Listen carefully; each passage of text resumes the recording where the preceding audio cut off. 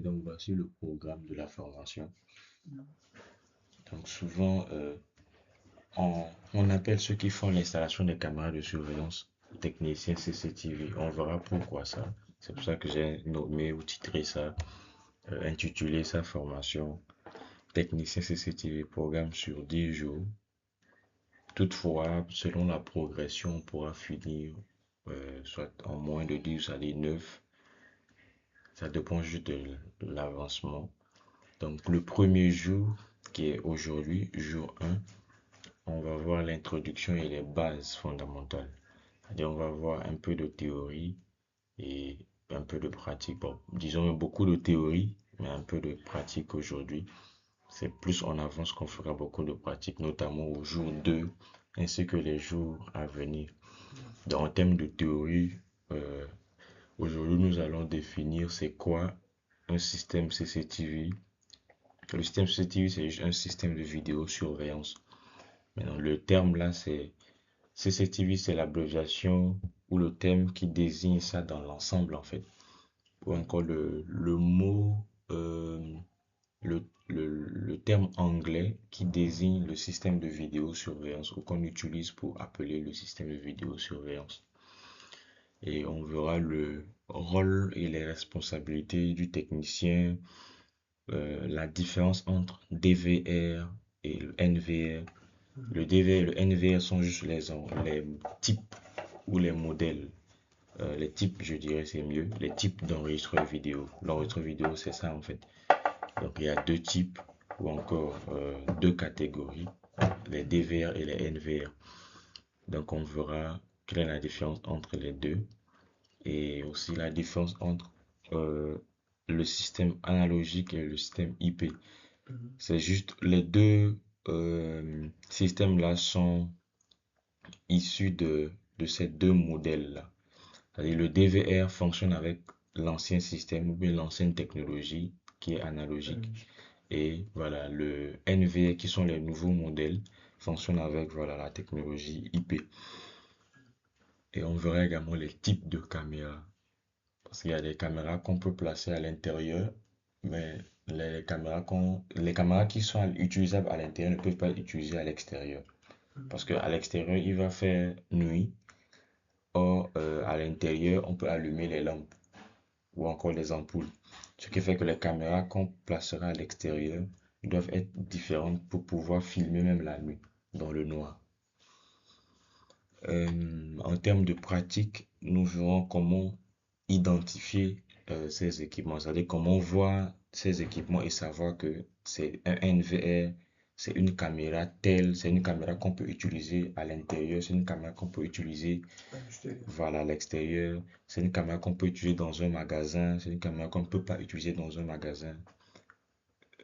C'est ce qu'on fera ici en termes d'identification des équipements. Euh, et ensuite, on verra, encore nous verrons la manipulation du DVR et d'un NVR. Donc, dans notre cas, on verra la manipulation du NVR qui est la nouvelle technologie, bien disons le nouveau modèle d'enregistreur vidéo qui marche, auquel on peut accéder à distance, qui a une très bonne qualité d'image. On verra ça plus tard dans le contenu du cours. Et également, voilà comment on voit la qualité d'image. Donc, voici le programme du jour 1. Le jour 2, nous verrons euh, les composants d'un système de vidéosurveillance et le câblage. C'est-à-dire comment faire ces types de câbles, les câbles RJ45. Je ne sais pas si j'ai une photo ici.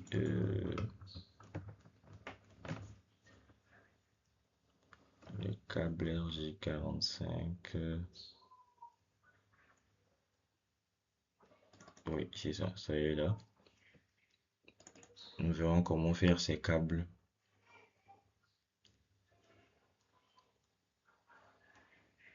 Voilà, c'est ça les câbles RJ45. RG4. Ouais, nous verrons comment faire ça. Et ça, c'est un câble coaxial. C'est ça les deux types de câbles utilisés dans un système de vidéosurveillance. Donc, nous verrons comment les identifier, comment les faire. Ensuite, nous verrons voilà quels sont les disques durs ou quel est le disque dur adapté au système de vidéosurveillance. Parce que c'est pas tout disque dur qu'on peut utiliser avec un système de vidéosurveillance ou avec un enregistreur vidéo et que ça marchera. Il y a certains disques durs qui ne supportent pas l'enregistrement continu de flux d'images ou de vidéos. Le fait que ça tourne tout le temps sans être éteint et le fait que qu'on stocke tout le temps des vidéos dessus. Il y a des disques durs qui ne supportent pas ça. Donc il y a des disques durs qui sont faits spécialement pour fonctionner avec un enregistreur vidéo. Ce sont les SSD ou bien? Pas vraiment les SSD. Ce ne sont pas les SSD, mais c'est toujours les HDD, les gros disques durs HDD, là. les disques Oui. mécaniques. Mhm. Mais il y a plusieurs types de disques durs HDD, même les gros là. Mhm. Il y a des disques durs HDD qui ne marchent qu'avec, par exemple, les ordinateurs bureautiques. Les IC, les IC Voilà, 3200. ah, des UC, voilà. Il y a des disques durs qui ne marchent qu'avec ce qu'on appelle aujourd'hui les NAS. C'est-à-dire, il y a, c'est disons une unité de stockage en réseau. C'est-à-dire, tu as un gros boîtier comme ça où tu mets beaucoup de disques durs à l'intérieur. Ça te permet de faire ton propre cloud. Ok. C'est-à-dire, toi-même, tu as ton propre Google Drive, ton propre cloud, et tu mets tes données dedans à la maison. Tu peux accéder à ça grâce à la connexion Internet. C'est un peu ça. Et il y a des disques durs également qui sont faits spécialement pour les enregistreurs vidéo. La différence se trouve à quel niveau? C'est juste au niveau du fait que il y a des disques durs, les disques durs qu'on met dans une UCI ou encore une unité centrale. Mhm. Ce disque dur-là ne doit pas euh, tourner ou être allumé constamment parce qu'à des moments donnés, on éteint l'unité centrale. Mhm. Or, les disques durs qui sont faits pour l'enregistrement vidéo sont des disques durs qui ont été créés de sorte à tourner continuellement. De tourner Parce continuellement. qu'on ne doit pas éteindre l'enregistreur vidéo. Les Mhm. caméras doivent toujours tourner pour pouvoir enregistrer les images. Donc, c'est ça juste la différence en fait. C'est pour ça qu'il faut bien choisir les disques durs quand il s'agit d'acheter ou faire un devis pour un système de vidéosurveillance. Nous verrons même les différences, comment reconnaître ça en regardant juste le disque dur comme ça, comment reconnaître que c'est un disque dur de vidéosurveillance ou pas. Et pardon, et après cela, on verra l'alimentation 12 volts ou encore PoE. L'alimentation 12 volts, c'est l'alimentation utilisée pour les caméras de surveillance. Et le PoE, c'est une technologie qui permet euh, à un switch ou au port d'un enregistreur vidéo Mhm. de transmettre les données, c'est-à-dire les images, d'envoyer les images à travers les caméras jusqu'à l'enregistreur vidéo et également de d'alimenter une caméra, d'envoyer, disons, de fournir le courant à Le une courant. caméra sans Ok. brancher la caméra à une prise. Tu branches juste la caméra via un câble Ethernet. Ethernet ici et tu branches sur la caméra. Directement, la caméra s'allume au Salut. lieu de au lieu de la brancher avec un câble d'alimentation à part. C'est ça la technologie PoE. C'est en anglais, ça s'appelle Power over Ethernet. C'est-à-dire power qui signifie puissance ou courant Mhm. over, c'est-à-dire sur l'Ethernet, c'est-à-dire il transmet le courant sur un câble Ethernet au lieu que ce soit un simple câble électrique normal en fait. Mhm. Et il y a des switches également appelés switches PoE qui sont faits spécialement pour ça. Par exemple, mon switch là, c'est un switch PoE. Quand je fais souvent des configurations avec, je branche juste directement ma caméra dessus et ça s'allume.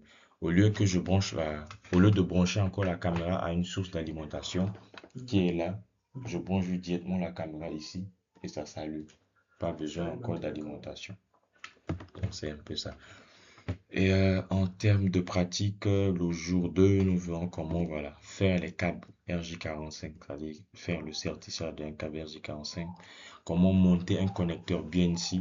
Les connecteurs BNC, c'est juste les connecteurs câble coaxial, c'est-à-dire de l'autre technologie, la technologie analogique utilisée sur l'autre modèle de d'enregistrement vidéo, qui sont les DVR. Et voir comment tester euh, avec les câbles avec un testeur réseau. Donc, pour le reste des chapitres, je vais juste te les montrer brièvement. Euh, et après, on va démarrer le, le chapitre 1. Donc, le jour 3, chapitre 3, on va voir l'installation physique d'un système de vidéosurveillance. Le jour 4, on va voir la configuration du DVR, c'est-à-dire la technologie analogique qui est l'ancien modèle. Ce sera théorique et pratique. Jour 5, nous verrons la configuration du NVR, qui est la nouvelle technologie ou le nouveau modèle, et les caméras IP. J'ai le modèle ou encore le type d'enregistrement vidéo NVR qui supporte les caméras IP. Et ensuite, voilà, cette partie également sera théorique et pratique. Jour 6, nous verrons l'accès à distance et réseau. Comment accéder à distance à, voilà, à tes caméras de surveillance depuis un téléphone, même si tu n'es pas sur place au magasin, au bureau. Comment accéder à distance depuis ton ordinateur et le surveiller. Jour 7, nous verrons le calcul du stockage et le dimensionnement. C'est-à-dire comment calculer la capacité du disque dur qu'il faut pour pouvoir utiliser ou pouvoir supporter euh, les flux d'images qui seront envoyés par toutes les caméras connectées. Et également la résolution d'images et tout. Jour 8, nous verrons la maintenance et le dépannage. Comment, voilà, diagnostiquer quand une caméra ne marche pas, quand un disque dur ne passe pas, qu'est-ce qu'on doit faire, ou quand on branche tout, on installe tout, mais les images n'arrivent pas à l'écran, on ne voit pas les images euh, provenant de chaque caméra à l'écran. Euh, Jour 9, nous ferons un projet pratique complet qui consistera, voilà, à installer 2 à 4 caméras, à configurer le NVR, à activer la détection, à activer l'accès à distance depuis un téléphone. Et voilà, c'est-à-dire je vais faire le projet en entier et après tu vas refaire le projet du début également à la fin. euh, et ensuite tu vas le présenter, expliquer que voilà, j'ai configuré ça comme ça, c'est ici que j'ai configuré le NVR, voici comment je l'ai fait, j'ai activé la détection, on va voir comment simuler ça, passer devant la caméra et on voit comment ça va émettre un bip pour dire que quelqu'un vient de passer, il y a une détection, il y a la détection d'un mouvement, quelqu'un qui vient de passer, et puis voilà. Et en dernier lieu, nous verrons, voilà, comment rédiger un devis et comment gérer la relation clientèle et voir les bonnes pratiques professionnelles, les erreurs à éviter quand tu fais une installation de caméra de surveillance. Et voilà, euh, au fur et à mesure qu'on avance, on fera des QCM théoriques, c'est-à-dire des questions à choix multiples qui vont permettre de retenir ces concepts-là, les concepts clés ou bien les termes clés qu'il faut maîtriser sur un système de vidéosurveillance afin de facilement parler de ça par exemple à un client qui aimerait installer un système de vidéosurveillance, ce qu'il faut lui recommander, pourquoi tu lui proposes de choisir tel type de caméra, tel type d'enregistreur, comment facilement, voilà, manipuler ces termes-là en utilisant des QCM à chaque fin de module.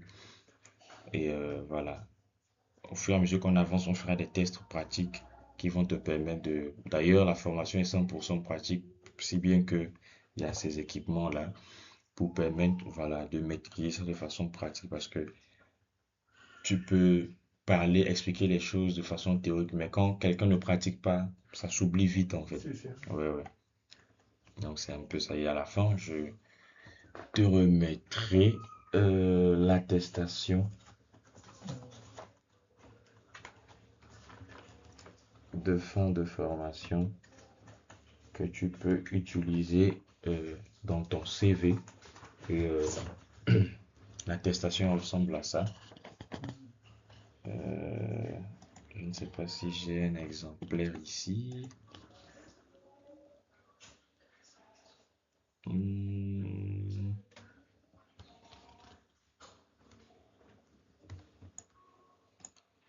Ok, donc voici ce à quoi ressemble l'attestation. Voilà. Donc à la fin, je vais te délivrer cette attestation. Tu peux mettre dans ton CV, tu peux aller, voilà, ça va, que tu peux utiliser pour faire une demande d'emploi, ce qui va te permettre d'être crédible pour prouver que oui, tu as appris ça quelque part, voilà, tu as appris ça dans une structure, on t'a fait former sur ça et que tu maîtrises bien ça, puisque on est dans un système francophone où voilà, tout est régi par les papiers. Il faut les papiers pour faire ci, pour faire ça, même si voilà. Parfois, quelqu'un peut avoir le papier, mais au fond, il ne maîtrise pas ce qu'il fait. Mais bon, comme on est obligé, on nous demande tout le temps les papiers avant d'entrer dans des endroits, on est obligé également de les avoir, c'est important. Donc, c'est un peu ça. Donc, très vite, déjà, on va démarrer le premier chapitre ou module jour 1. Ok, voilà. Jour 1, le premier module, voilà, a pour objectif, ça nous permettra à la fin de ce module-là, tu pourras déjà maîtriser euh, l'installation des systèmes DVR. Donc, à la fin de la formation, plutôt, à la fin de la formation générale, tu maîtriseras l'installation des systèmes DVR, NVR, configurer, tu vas pouvoir configurer des caméras analogiques et IP. Les caméras analogiques, c'est pour le DVR, IP, c'est les NVR. Tu pourras mettre en place un réseau de vidéosurveillance sécurisé, diagnostiqué et dépanné efficacement. Et aussi, voilà, réaliser un projet CCTV, c'est-à-dire un projet de système de vidéosurveillance complet de A à Z. Pardon, cette formation-là est ouverte aux techniciens, ceux qui font déjà ça, mais veulent juste avoir plus de compétences, veulent voilà, encore élever leur niveau, être certifié ou bien avoir des attestations, est ouvert à ceux qui voilà, installent déjà les systèmes de vidéosurveillance, ouvert aux étudiants également en réseau télécom, aux professionnels en reconversion ou encore à toute personne qui aimerait juste bien voilà, maîtriser un métier ou avoir une compétence pratique pouvant être monétisée. Voilà. Donc, jour 1, introduction et base fondamentale. La partie théorique, comme je le disais, voilà. CCTV, c'est quoi un CCTV? Le CCTV est un terme en anglais, est le sigle anglais qui signifie Closed Circuit Television, c'est-à-dire télévision en circuit fermé. C'est un système de vidéosurveillance où les images sont transmises vers un nombre limité d'écrans. Pourquoi je dis ça? Il y a également la télévision publique qu'on connaît, comme par exemple RTS. C'est une télévision, mais c'est une télévision publique. C'est-à-dire, les images sont transmises à un grand nombre d'écrans, ou encore à tout le monde. Ils diffusent des images, mais tout le monde peut voir ça depuis chez eux. Contrairement au CCTV, qui est, comme le nom l'indique, closed, c'est-à-dire il est fermé. Ce qui fait que tout le monde ne peut pas voir ça, c'est juste l'entreprise ou encore les emplois de l'entreprise à qui appartient ce système de vidéosurveillance qui peut voir ça en fait. C'est ça la différence entre un système de vidéosurveillance, ou bien le CCTV et la télévision publique qu'on connaît comme voilà, la RTS, disons le bouquet Canal+, les chaînes que constitue le bouquet Canal+, comme voilà, Beansport, Canal+, Sport 1, TV5 Monde et autres. C'est des télévisions publiques parce que tout le monde peut voir ça. Or, le système de vidéo, le CCTV, transmet les images vers juste un nombre limité d'écrans ou d'enregistreurs. Donc, l'objectif d'un système de vidéosurveillance ou encore un système CCTV, c'est que il permet de surveiller des biens et des personnes. Il permet de, déjà le terme est assez clair, ça permet de surveiller des biens, un parking, il y a des voitures qui sont garées là. Ça permet de surveiller ces voitures qui sont des biens. Ça permet de surveiller également des personnes au cas où quelqu'un, voilà, tu habites dans une maison où il y a des enfants et que l'enfant peut venir toucher au courant. Quand tu configures ton système de vidéosurveillance, tu vas mettre par exemple un détecteur de mouvement au niveau de l'angle qui se dirige vers ou qui pointe vers là où il y a les prises et tout.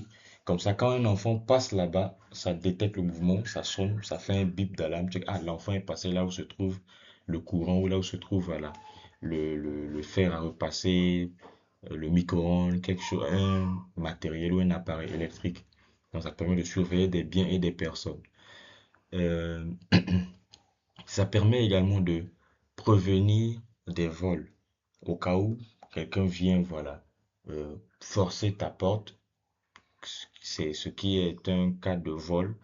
Ça permet de prévenir ça automatiquement. La caméra va détecter, effectuer un bip sonore et tu sauras que voilà, quelqu'un est en train de vouloir voler.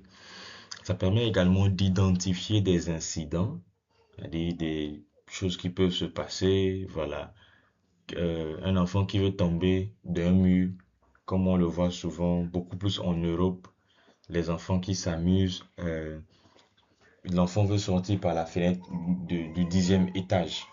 Grâce à une caméra de surveillance, on peut savoir, ah, il y a quelque chose qui veut se passer, un incident, on identifie ça facilement.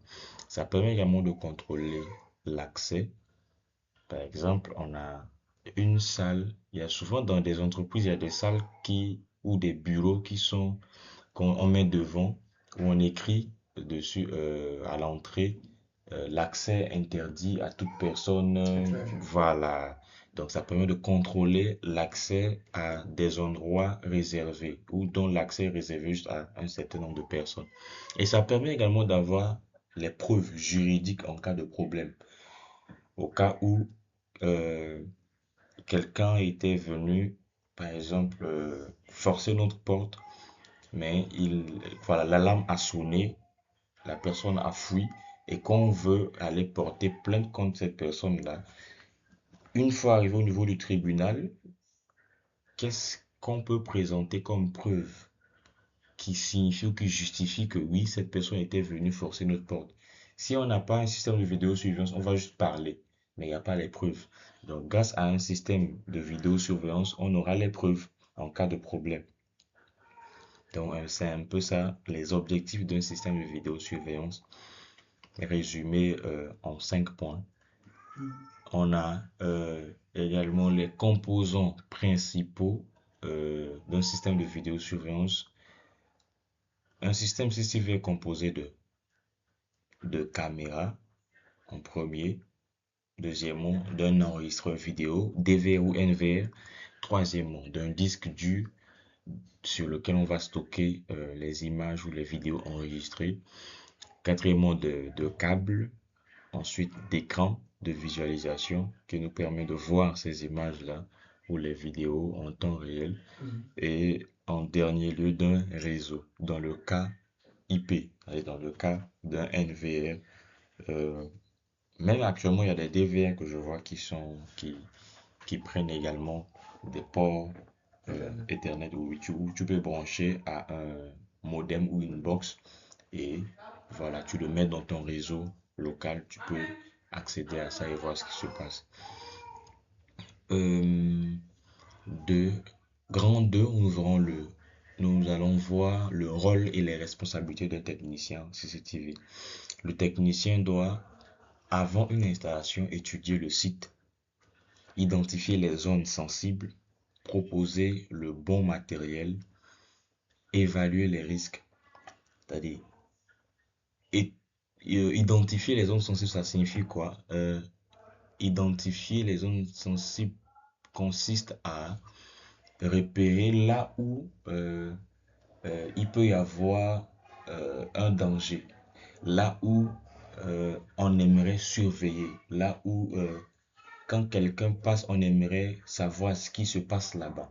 Par exemple, le parking, l'entrée principale d'un magasin, euh, par exemple, quel exemple je peux encore donner? Voilà, le couloir d'un immeuble, ou bien voilà, le couloir ou les couloirs voilà, d'une entreprise. On aimerait savoir ce qui se passe là-bas, la salle de serveur d'une entreprise. On aimerait ce qui se passe à l'entrée, à l'intérieur. C'est ça, identifier les zones sensibles, c'est-à-dire les zones où peuvent provenir les risques et également proposer le bon matériel, évaluer ces risques-là avant de, voilà, de procéder à l'installation. Maintenant, pendant l'installation, c'est-à-dire le rôle et les responsabilités du technicien CCTV sont repartis à trois niveaux, avant l'installation, pendant l'installation et après l'installation. Donc, on venait de voir avant l'installation ses rôles et responsabilités avant l'installation. Maintenant, place au rôle et responsabilités après. Après l'installation, pardon, pendant l'installation. Pendant l'installation, il faut que le technicien installe proprement le système de vidéosurveillance. Encore fasse, il faut qu'il fasse proprement le câblage et tout. Et il faut également qu'il respecte les normes électriques. On est bien, voilà, choisir les câbles, les chargeurs d'alimentation, pour ne pas que ça puisse dépasser, par exemple, pour ne pas que un câble d'alimentation puisse fournir une tension élevée ou supérieure à ce que la caméra, ce dont la caméra a besoin, ce qui va poser des problèmes. Et choisir également euh, un enregistreur vidéo. Par exemple, si tu as choisi un enregistreur vidéo PoE, il faut s'assurer que la tension que délivre chaque port Ethernet ici là peut alimenter le nombre de caméras que tu auras. Ouais.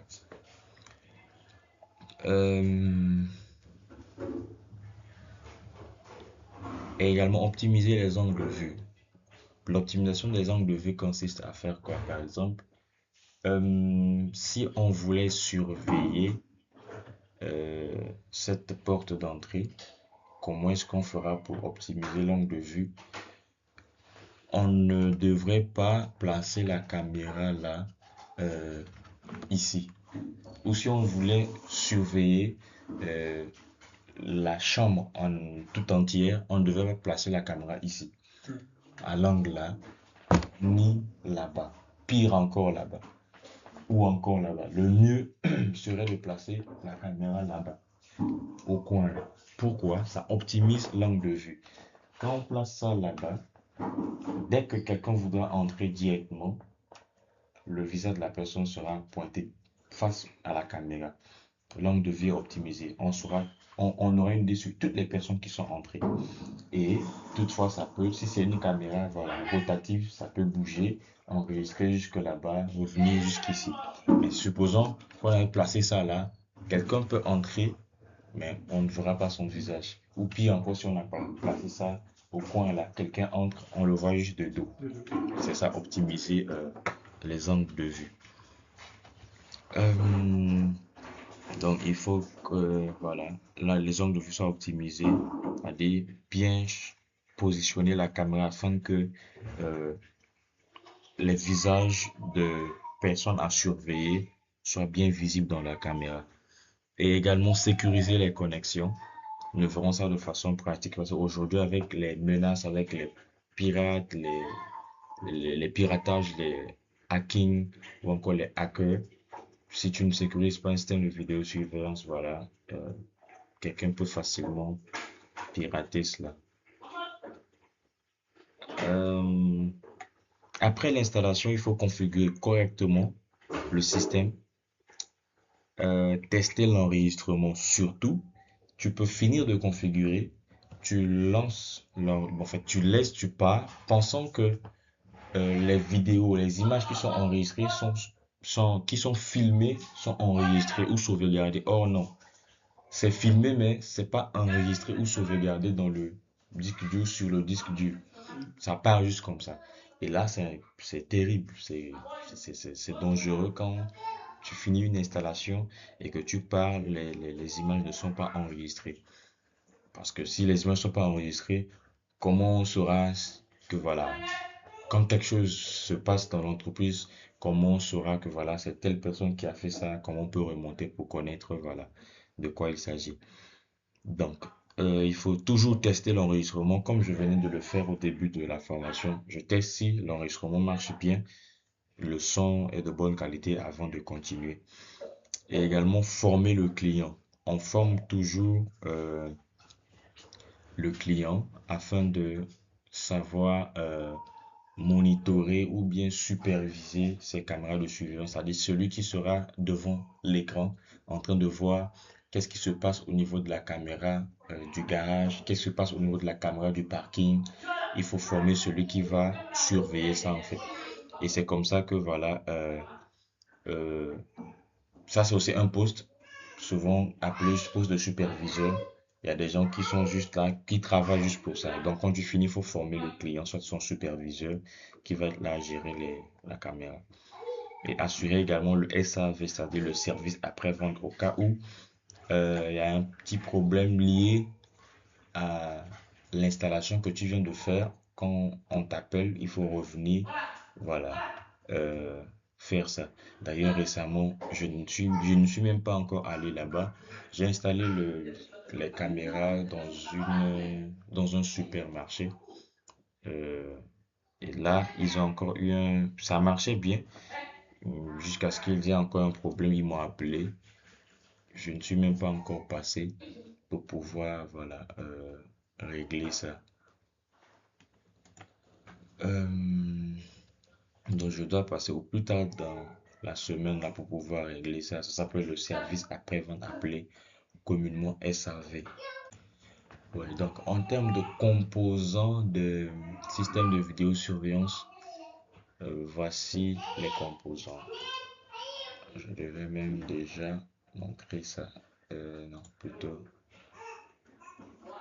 ça, ouais. Voici les composants. J'ai oublié de présenter l'image là. En termes de composants de système de vidéosurveillance, voici les composants. On a une caméra, un écran, l'enregistreur vidéo. Bon, même si je ne l'ai pas mentionné dans le support, mais il faut aussi un câble HDMI pour pouvoir connecter l'écran voilà, au décodeur ou à l'enregistreur vidéo afin de voir les images. Et également, si possible, un switch PoE si on a un très grand nombre de caméras. Par exemple, là, tu vois que là, on a 8 ports.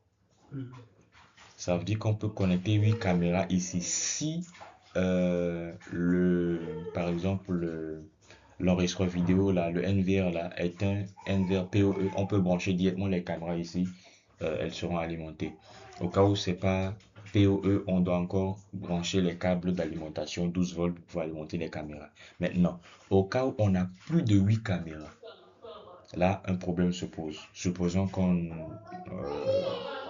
ait 20 caméras. Là, les 8 ports ne peuvent pas, même juste 10 caméras. Il faut y ait 2 caméras de plus vont rester. Dans ce cas, si on a un nombre de caméras élevé que le nombre de ports qui se trouvent sur le PoE, pardon, sur l'enregistreur vidéo ou le NVR, qu'est-ce qu'on fait? On prend un switch comme ça, qu'on va rattacher à l'enregistreur vidéo. Ensuite, sur ce switch, on peut brancher les autres caméras qui vont envoyer également leurs images à l'enregistreur vidéo qui, à son tour, va envoyer ces images-là Alors, à l'écran. C'est un peu ça. Donc, le switch est un composant de système vidéo surveillance facultatif ou encore qui n'est pas obligatoire. On l'utilise dans le cas où on a un nombre de caméras élevé et que les ports de l'enregistrement vidéo ne suffisent pas.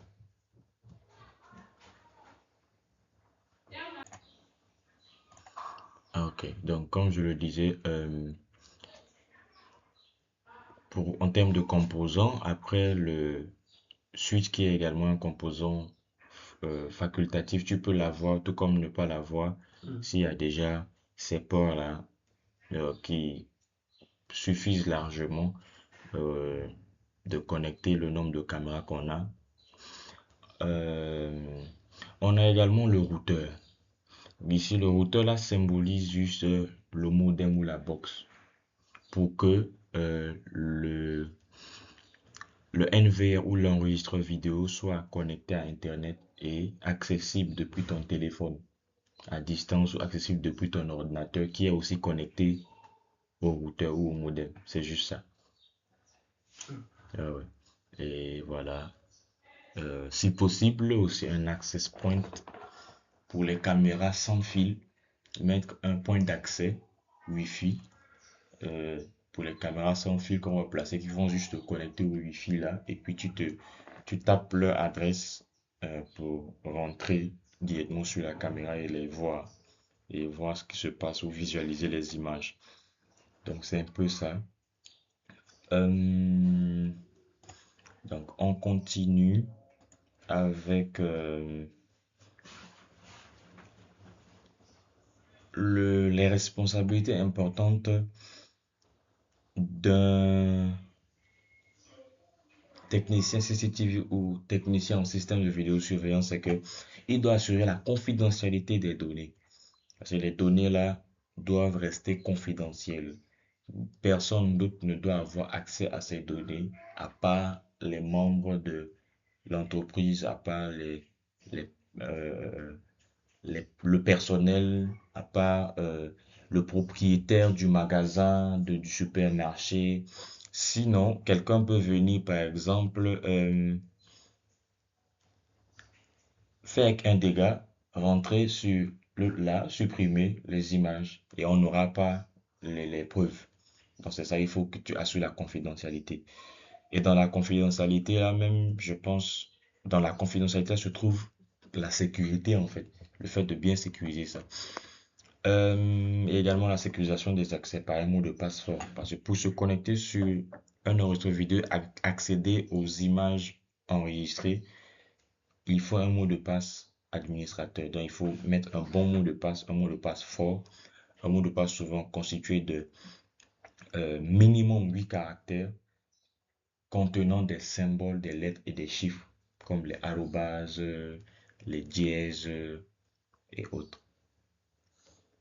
Euh, et également, l'une des responsabilités importantes, c'est d'assurer la protection contre les surtensions. Au cas où euh, les chargeurs ou les boîtiers d'alimentation, voici le bon terme que je cherchais là. Au cas où les boîtiers d'alimentation, c'est-à-dire ça, les boîtiers d'alimentation que tu utilises pour pouvoir alimenter les caméras là, propose une tension ou délivre une tension élevée, par exemple supérieure à 12 volts, qui est la tension requise pour alimenter les caméras, ou au cas où, par exemple, tu utilises un enregistreur vidéo PoE, c'est-à-dire sur lequel tu peux directement brancher des caméras et les alimenter, que l'enregistreur vidéo là délivre une tension au niveau de ses ports élevé ou supérieur à 12 volts, ça va jouer sur les caméras. Il y aura surtension et voilà, l'appareil peut chauffer, euh, brûler, se gâter en fait. Et surtout, il faut faire une installation professionnelle, une image de marque. L'installation professionnelle, image de marque, qu'est-ce que je veux dire par là? Il ne faut pas qu'il y ait des câbles partout. Faut pas qu'on voie les câbles dans tous les sens. C'est-à-dire, on voit les câbles mélangés. Il faut bien faire passer les câbles à travers les goulottes. Tu connais les goulottes, non? Si, si. Voilà, faut bien faire passer les câbles à travers les goulottes. Faut que ça soit pas visible ou bien mélangé dans tous les sens. C'est un peu ça. Euh, Maintenant, on va voir la différence entre un DVR et un NVR.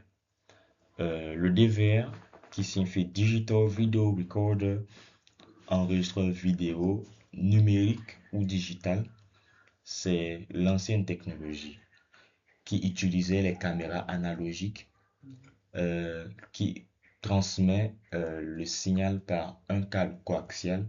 Le câble coaxial, c'est l'ancien câble utilisé, même aujourd'hui, on continue de l'utiliser avec les antennes paraboliques. Ah oui, d'accord. Voilà, ce sont ces câbles-là. Le câble là ressemble à ceci. Quand on dit câble coaxial, c'est ce câble-là. Oui, il est là.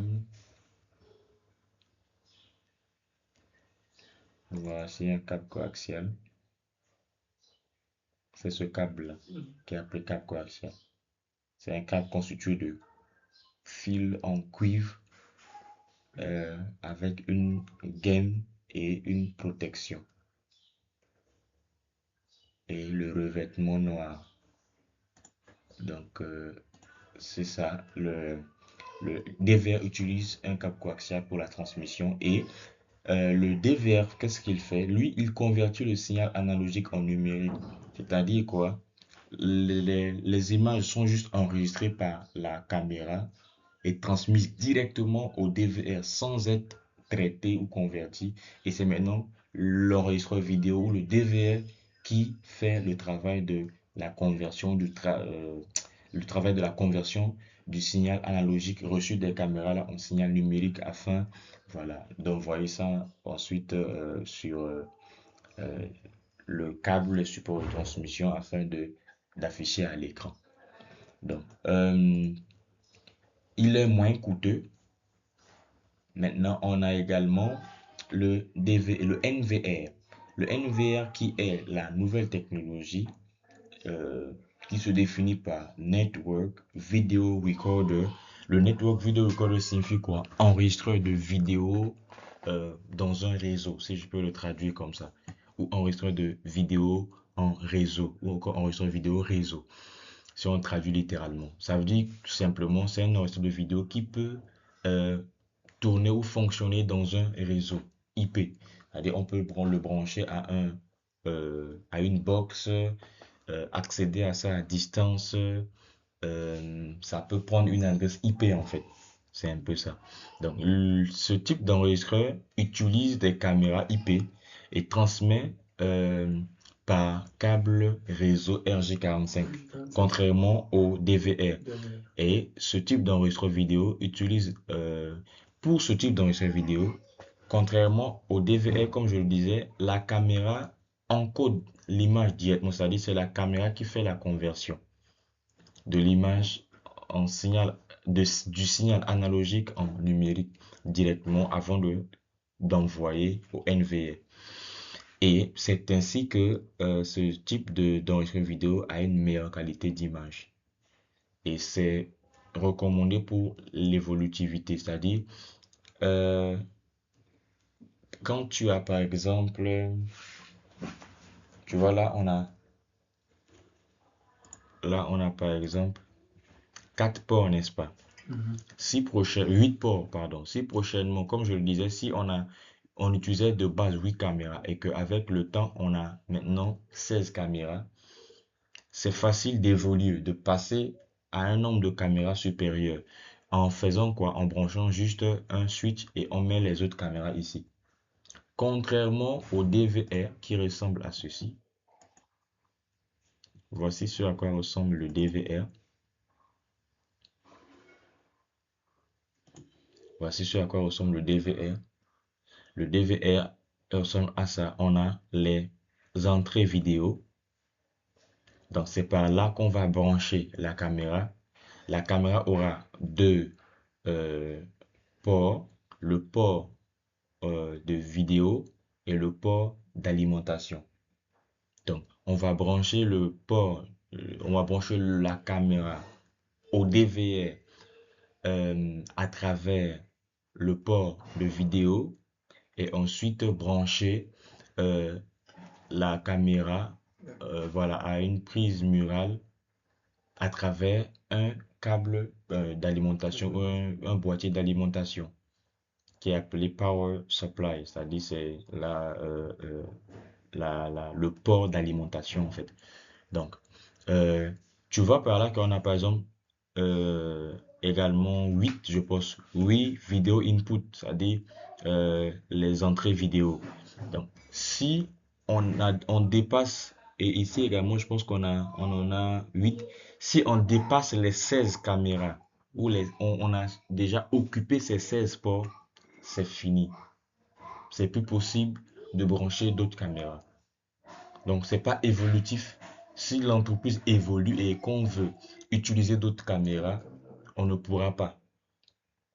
Donc, contrairement au DVR, le NVR est évolutif. Pourquoi? Parce que, comme je l'expliquais, avec un NVR, tu peux toutefois augmenter le nombre de ports ou augmenter le nombre de caméras en utilisant un switch PoE. C'est ainsi que euh, j'ai dit ici la caméra, pardon, le NVR est évolutif ou bien a une meilleure qualité et évolutivité. C'est un peu ça. Donc, en résumé, ce qu'il faut retenir, c'est juste que le DVR est le système, tourne avec le système ou tourne sur le système analogique. Le NVR tourne dans un réseau IP. C'est juste ce qu'il faut retenir. Et également une petite comparaison entre maintenant leur technologie ou encore le système sur lequel ils tournent. Ça, c'était les appareils ou encore les enregistreurs vidéo qu'on a comparés. DVR qui marche avec le système analogique, NVR, le système IP. Maintenant, on compare le système analogique et le IP. Donc, la comparaison se fait comme suit. Le système analogique euh, tourne avec un signal vidéo analogique à une résolution limitée et l'installation est plus simple. L'installation est plus simple et c'est moins cher. Contrairement au système analogique, le système IP fonctionne sur un réseau informatique. Il a une haute résolution allant de 2 mégapixels à 4K. L'accès à distance est facile, c'est plus flexible. Donc, comme tableau récapitulatif, voilà, on a la comparaison en termes de critères. Les critères sont la qualité, le câblage, l'évolutivité et le prix. En termes de qualité, le système analogique a une qualité moyenne, là où le système IP a une qualité élevée.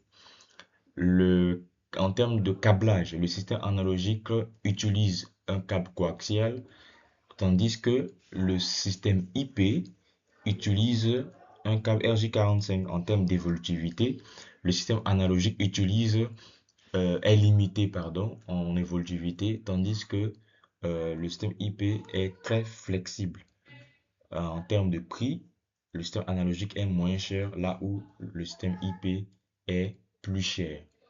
Donc, c'est un peu ça. Maintenant, nous allons voir les types de caméras, ce qui est également une partie très importante. Quels sont les types de caméras qu'on a? On a les caméras d'homme qui ont une forme arrondie, qui sont des caméras discrètes. On installe généralement ce type de caméras au plafond ou au mur. Et ce sont des caméras idéales pour des bureaux ou des magasins. Donc, tu vois par là que en maîtrisant les caractéristiques d'une caméra, tu sauras bien faire la recommandation, dépendamment du besoin. S'il s'agit d'installer des caméras dans un bureau ou une caméra dans un bureau, naturellement le choix va se porter sur la caméra d'homme. Tu ne vas pas demander ou faire un devis ou recommander un autre type de caméra. Donc, euh, c'est un peu ça. Et ce type de caméra est difficile de savoir où elle pointe. C'est-à-dire, pour ce type de caméra, c'est difficile de savoir où elle pointe. Ça a un effet dissuasif. Ça veut dire quoi?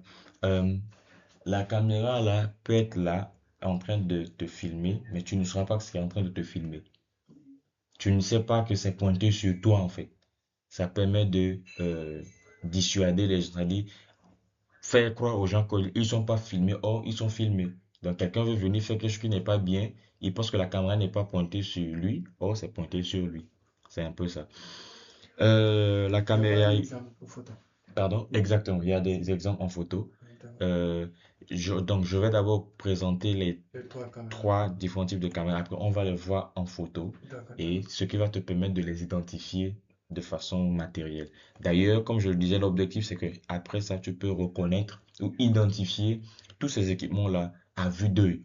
Tu vois, tu sais que ça, c'est un NVR, ça, c'est un DVR, ça, c'est une caméra bullet, ça, c'est une caméra PTZ, ça, c'est une caméra DOM. Donc, deuxièmement, on a la caméra bullet qui a une forme cylindrique qui est visible et dissuasive, souvent utilisée en extérieur. Donc, on voit que ça, c'est utilisé dehors, contrairement à la caméra d'homme qui est utilisée où? À l'intérieur. Parce que ici, on voit que c'est idéal pour bureau, magasin. Donc, c'est utilisable à l'intérieur. Caméra d'homme, utilisable à l'intérieur. Caméra bullet, utilisable à l'extérieur. Forme cylindrique, visible et dissuasive. Et ça a une bonne portée infrarouge. Puisque c'est utilisable à l'extérieur, on a intégré dans ces caméras-là une bonne portée infrarouge qui est cette technologie qui permet de filmer même la nuit, qui permet d'avoir euh, des images visibles ou de bonne qualité même pendant la nuit. C'est ça l'infrarouge. Et c'est idéal pour quoi? Les parkings, la façade ou les façades, les rues. Ça, c'est le dehors, tu vois. Donc, ce sont des caméras qui sont utilisées quand on veut surveiller un parking ou bien les façades d'une maison ou encore les rues. Ce sont ce type de caméras qu'on utilise, les caméras bullet. Et on a également les caméras PTZ, euh, signifiant Pan, Tilt, Zoom, qui sont des caméras à rotation horizontale et également verticale. Et c'est d'ailleurs le nom là est inspiré du type de rotation là. La rotation horizontale là, c'est ça qui est appelé le pan, la rotation verticale, le tilt. Et ce genre de caméra également ont un zoom motorisé, c'est-à-dire tu peux depuis ton ordinateur ou ton téléphone portable zoomer et dézoomer la caméra. C'est-à-dire tu peux monitorer ça ou manipuler ça à distance. Effectivement, je l'ai également déjà cité. Tu peux contrôler ces caméras à distance. Généralement, je vois, mais dans les films, on voit généralement ce genre de caméra dans les films où le superviseur, l'informaticien là devant son ordinateur et accède à la caméra, bouge la caméra sur quelqu'un ou bien dans un coin donné de voilà l'entreprise et voilà visualise ce qui se passe à cet endroit précis. Cette caméra est utilisée pour de grands espaces tels que les stades, les entrepôts. Généralement, c'est ça qu'on utilise souvent dans les stades ou les entrepôts, c'est-à-dire les, un grand espace où on dépose, où on étale par exemple des marchandises. Par exemple, les entrepôts d'expédition ou d'importation de colis. Ce sont de ces genres de lieux, c'est dans ces genres de lieux qu'on utilise ces genres de caméras. Euh, donc là, on a presque terminé en termes de type de caméra euh, et presque terminé également le module du jour 1. Maintenant, on va d'abord voir ces caméras en réel. En fait, l'image, à quoi ressemblent ces caméras pour pouvoir les reconnaître ou les identifier. Donc, voici ce à quoi ressemblent ces caméras. Ok, je pense que ça est là. oui, c'est ça. Ok. Donc, voici ce à quoi ressemblent ces caméras. D'ailleurs, d'après la description, tu vas facilement les reconnaître. Donc, là, par exemple, en voyant ça, ça c'est quel type de caméra? Ça c'est une caméra bullet parce que c'est cylindrique et on peut l'utiliser à l'extérieur. Ça c'est une caméra PTZ utilisable à l'extérieur et ça c'est une caméra mini DOM ou encore DOM. C'est ça par exemple, ça c'est la caméra DOM. Ouais, donc c'est un peu ça. Voici les trois types de caméras, voici comment les reconnaître. Caméra bullet, comme le nom dit, comme sous forme de bulle, bullet, c'est cylindrique, utilisable à l'extérieur et à une longue portée infrarouge. Caméra PTZ, forme arrondie ou circulaire, utilisable à l'extérieur et c'est et ensuite la caméra mini DOM qui voilà a également une forme légèrement arrondie. Donc voici à peu près les différents types de caméras. Donc on a ainsi terminé le module 1. Et donc, comme je le disais, à la fin de cette journée ou de ce module, tu dois comprendre c'est quoi un système CCTV, connaître le rôle d'un technicien, différencier un DVR d'un NVR, comprendre le système analogique et IP, identifier les types de caméras. Donc, comme QCM pour conclure et retenir, c'est tout ce qu'on vient de voir. Je nous ai préparé ceci. Voilà. Donc là, on a partie A, question à choix multiple. Que signifie CCTV? Est-ce que CCTV signifie Central Camera Technical View? A. Ou bien B. Closed Circuit Television. C. Control Camera Television. D. Control Camera Transmission. Computer Camera Transmission. Quelle est la bonne réponse parmi les réponses A à D? Closed Circuit Television. Voilà, donc c'est la réponse B. La bonne réponse est la réponse B, pardon. Closed Circuit Television. Question 2. Le rôle principal d'un système CCTV est de fournir Internet. Réponse A. Réponse B. Surveiller et enregistrer. Réponse C. Alimenter un bâtiment. D. Diffuser des chaînes TV. Surveiller et enregistrer. Exact, c'est surveiller et enregistrer. Réponse B. Je vais surligner en même temps qu'on avance. C'est le Ok. bébé. Donc, 3. Le DVR fonctionne principalement avec les caméras Wi-Fi, caméra IP, caméra analogique, caméra fibre optique. Quelle est la bonne réponse parmi les quatre? Caméra analogique. Exact, les caméras analogiques. Le NVR est utilisé avec des caméras analogiques IP, coaxiales uniquement, ou antenne parabolique. Caméra IP. Exact, les caméras IP. Là, tu comprends vite et ça, c'est bien. Quel câble est utilisé en système IP? Le câble RG59, la fibre optique obligatoire, C, RJ45, D, câble HDMI. RJ45. Exact, les RJ45.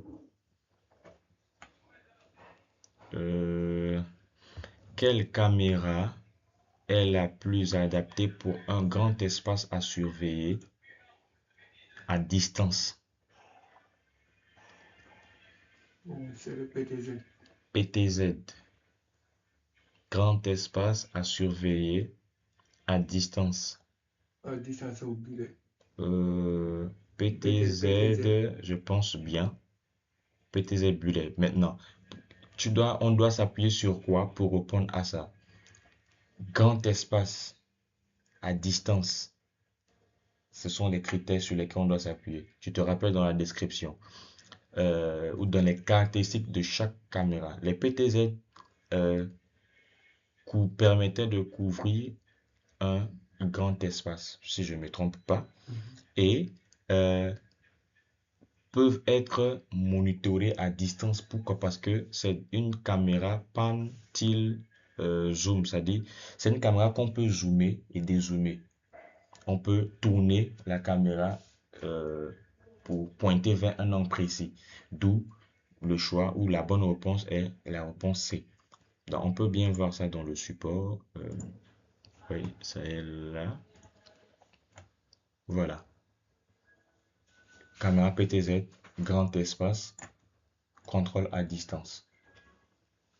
Donc la bonne réponse c'est la réponse. PTZ. Ouais. Ok. C'est PTZ. Ok. Une responsabilité importante du technicien est. Réponse A. Partager les vidéos aux amis. Réponse B. Sécuriser les accès et mots de passe. C. Installer sans test. D. Ignorer la configuration. Sécuriser les accès et mots de passe. Exactly. Sécuriser les accès et mots de passe. Exercice pratique. L'exercice pratique va consister à identifier les matériels.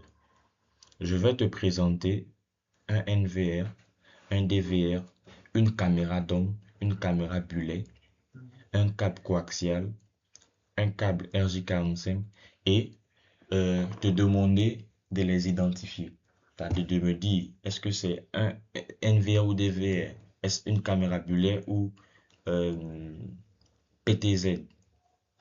Donc, je m'en vais déjà te présenter ces équipements. On va commencer par les caméras.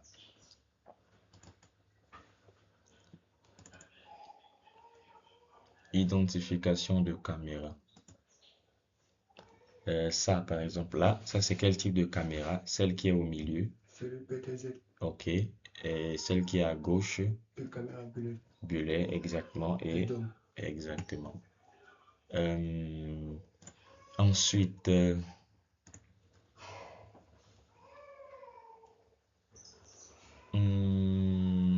identification.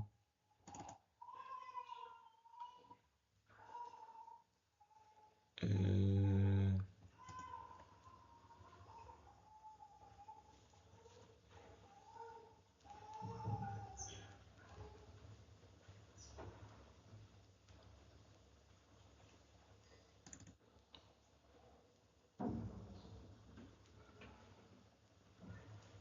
ok. Là, c'est quel type d'enregistreur vidéo? Utilisation vidéo NVR. Exactement, c'est NVR. Par exemple, là, pourquoi la réponse NVR? Pourquoi tu dis que c'est un NVR? Parce que nous, qu'on a les ports Ethernet. Effectivement. Ouais. Un autre port pour connecter un PoE switch. Voilà, exactement. Très, très, très, très bien. Euh, et là, là, C'est le connecteur DVR. exactement. Donc, tu parviens à bien identifier chaque équipement, ce qui est déjà bien. Euh, nous passons à quel autre équipement? Ok, les câbles. Euh,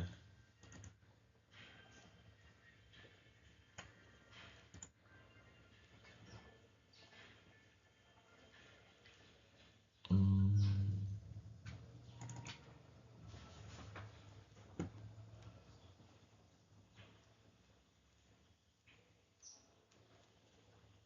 par exemple, là, c'est quel type de câble? Le câble coaxial pour DVR. Ok. Euh, et là, RJ45 pour NVR. Exactement. Ça, c'est un câble RJ45 pour les NVR. NVR. Exactement. Donc, c'est tout pour aujourd'hui. Euh, C'était juste ça, ce qu'on devait voir. Euh, ok, il y a un exercice 2 que j'ai failli oublier. Exercice 2, mise en situation. Cas pratique. Un client possède une petite boutique à Dakar. Il veut surveiller la caisse, l'entrée, le stock. Il a un budget limité. Quel type de système recommandez-vous? Question 1. Question 2. Quel type de caméra et pourquoi? Donc, tu es censé répondre aux trois questions en t'appuyant sur ce cas. Le client a une petite boutique. Un boutiquier Diallo veut surveiller sa caisse, l'entrée et le stock. Il a un budget limité. Maintenant, selon ces informations, quel type de système tu lui recommandes?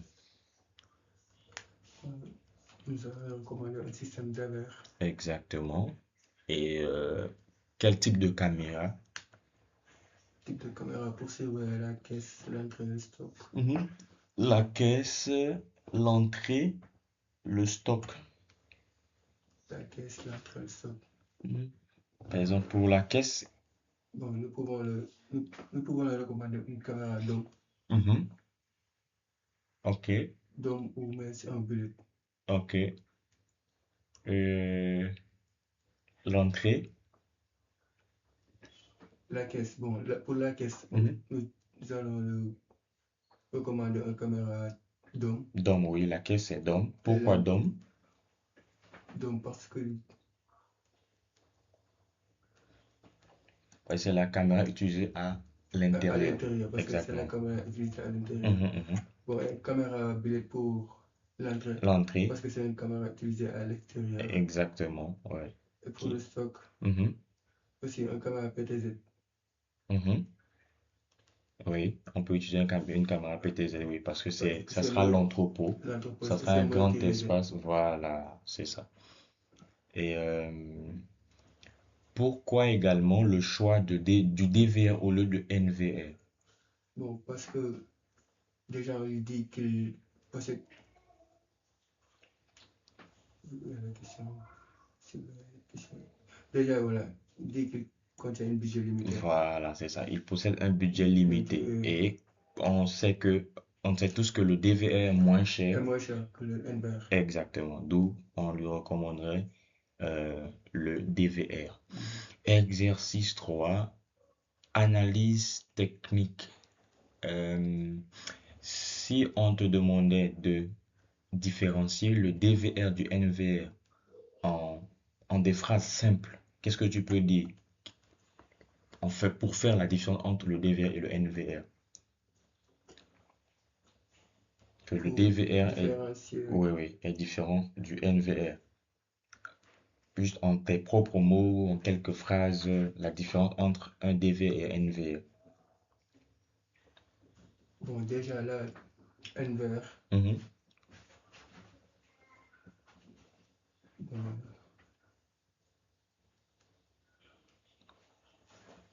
Le DVR, c'est l'ancienne technologie et le NVR, c'est la nouvelle technologie. Maintenant, la différence, c'est juste leurs caractéristiques, le type de caméra que ça utilise, la qualité d'image. Par exemple, le DVR, utilise le système analogique.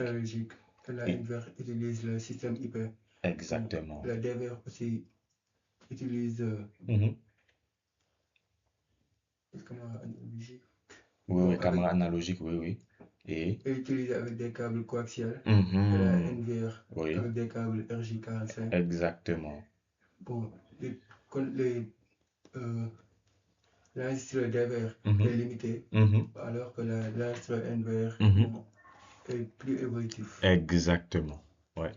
Le DVR n'est pas flexible et limité, tandis que le NVR est évolutif Et aussi, le DVR a une faible qualité d'image, tandis que le NVR a une très bonne qualité d'image. Pourquoi? Parce que sur un NVR, les caméras font d'abord l'encodage ou la conversion du signal voilà, analogique en numérique avant de transférer au NVR. Donc, voici en quelques phrases comment tu peux résumer le DVR NVR. Chacun pourra le faire à sa manière. Il n'y a pas une phrase, voilà, unique. Il suffit que des mots-clés sortent dedans. Les mots-clés comme analogique, IP, câble coaxial, RJ45, évolutivité, manque de flexibilité ou non évolutif, euh, et également bonne qualité d'image, mauvaise qualité d'image. C'est juste ces termes clés-là qui doivent figurer, ou ces mots-clés qui doivent figurer dans les phrases pouvant faire la différence entre un DVR et un NVR. Alors, pourquoi le système IP est plus évolutif? Bon, le système hyper évolutif parce qu'il contient un port pour connecter un PO switch. Exactement. PO switch Mhm, pour installer un grand nombre de caméras. mhm, exactement.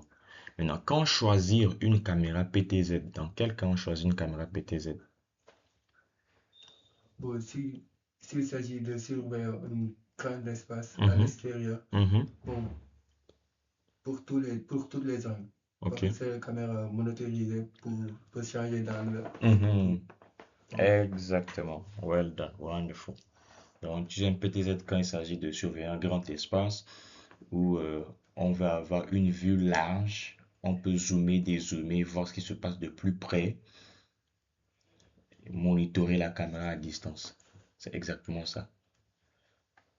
Très bien. Et là, on a terminé. Bah, l'exercice 4 on ne pourra pas le faire parce que ça, c'est quand il s'agit d'un groupe de Mhm. personnes. Si on avait plusieurs personnes inscrites, on pouvait faire l'exercice 4. Mais ça se voit déjà que tu maîtrises bien, ce qui est déjà très intéressant. Je te félicite pour ça, c'est bien. Si on était, voilà, on avait plus d'étudiants que prévu, on allait, voilà, euh, simuler cet exercice 4, mais comme il s'agit juste d'une formation en solo avec toi seul, donc on pourra s'arrêter là. J'espère que tu comprends déjà bien. D'accord, d'accord. Donc on a fini pour le jour 1 Mhm. et donc à très bientôt pour le module 2.